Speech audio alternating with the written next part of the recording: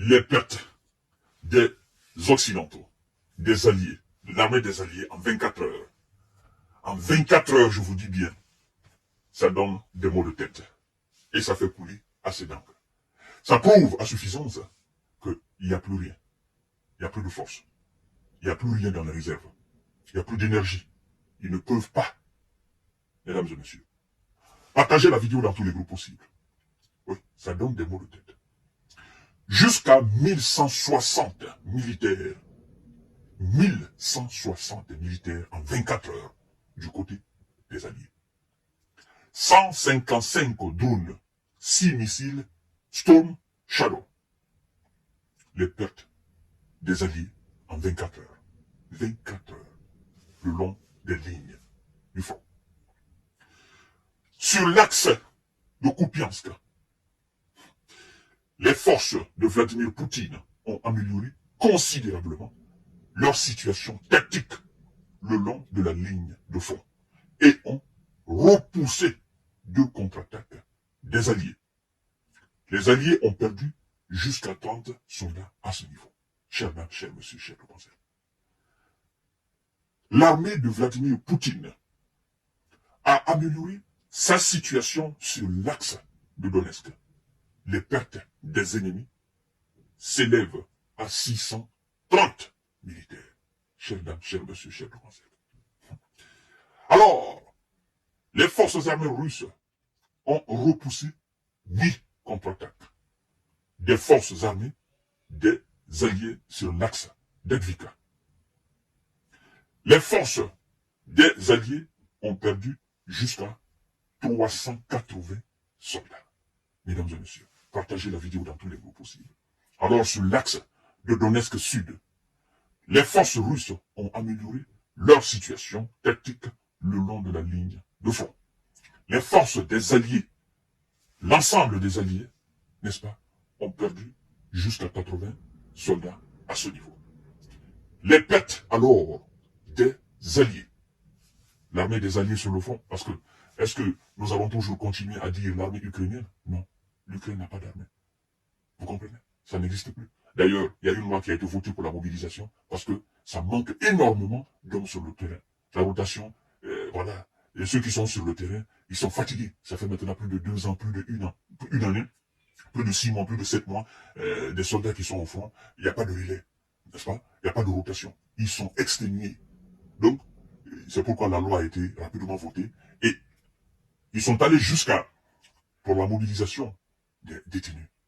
Et donc, cher monsieur, la situation est cataclysmique. Les pertes alors des, n'est-ce pas, effectifs de l'armée des Alliés sur l'axe de Kherson s'élèvent à 40 militaires. Alors, chères dames, chers monsieur, chères demoiselles, nous faisons tout cela pour vous dire combien de fois actuellement naturellement, les Ukrainiens et leurs alliés occidentaux sont en train de subir la puissance de l'armée russe. Et qu'est-ce qu'on est en train de faire là? Vous savez, l'armée russe est devenue le rouleau compresseur. Elle sait pertinemment que actuellement, ils sont en véritable position de force. Et donc, elle est en train d'appuyer, mais d'une façon très très lourde, très très puissante. Et ceux qui sont là, qui font face à, n'est-ce pas, la minorité, n'est-ce pas, de l'effectif occidental, ceux qui sont là, on rajoute, ils appuient, il n'y a même pas de répit.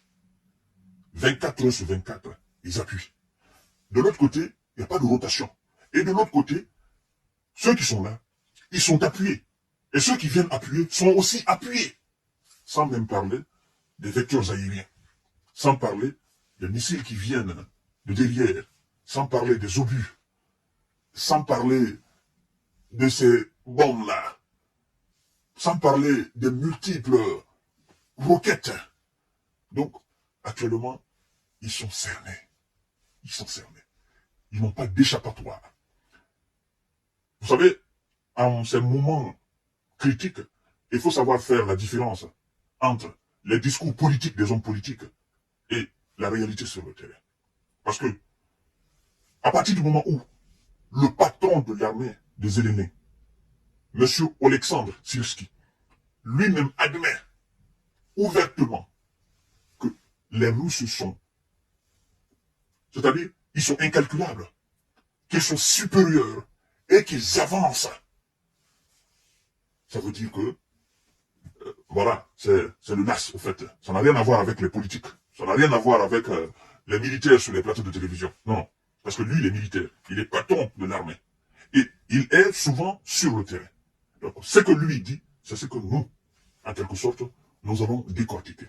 Et il est en train de revenir sur les mêmes propos de Valéry Zalouzny, en disant, nous ne pouvons pas. Il n'y a pas de match entre ces deux pays. Nous ne pouvons pas. Nous n'avons pas les mêmes moyens. Vous comprenez? C'est pourquoi l'ex-officier du renseignement, de l'agence de renseignement américaine, hier, a dit clairement que d'ici la fin même de cette année, que l'affaire sera close sur le terrain. Que les gars ils vont reculer, ils iront de battre en retraite, à petit pas, et puis voilà, ça va se terminer en queue de papillon en fait. Vous comprenez? Chacun va se chercher et on va laisser le terrain définitivement à la Russie qui va certainement arrêter, n'est-ce pas, son offensif, va mettre quelque chose, une administration sur place pour éviter un nouveau chaos aux civils qui sont, n'est-ce pas, encore sur le terrain. Vous comprenez? Parce que ça va se passer comme ça. Ils vont battre en retraite, et par finir, il n'y aura plus de soldats devant. Et quand il n'y a plus de soldats devant, ça veut dire que pour l'opération spéciale militaire russe, il n'y a plus. Parce que on se bat contre les soldats. Mais s'il n'y a pas de soldats, les civils, on ne fait rien avec les civils. On les dit tout simplement rester calme. Hein. On met une administration en place, on contrôle tout le territoire. Et puis voilà, les civils vont à leur occupation. Et puis voilà, ça devient la Russie, définitivement. Et toute personne alors qui va s'attaquer à cette partie de la Russie va va subir, n'est-ce pas, les rigueurs de la loi militaire russe. Et c'est ce qu'on est en train d'assister petit à petit. Et c'est pourquoi tout le temps nous disons négocier. Ils ne comprennent pas. Donc chaque jour, il y a des pertes. Chaque 24 heures, il y a des pertes, il y a des bilans. Et c'est pas à leur avantage au fait. Voilà, chers dames, chers messieurs, chers demoiselles. À tout à l'heure pour notre série d'informations de décortiquage. Partagez la vidéo dans tous les groupes possibles. Abonnez-vous sur cette page et activez la cloche de notification pour ne plus rater mes vidéos. Je vous souhaite une excellente journée de mercredi et merci beaucoup. Prenez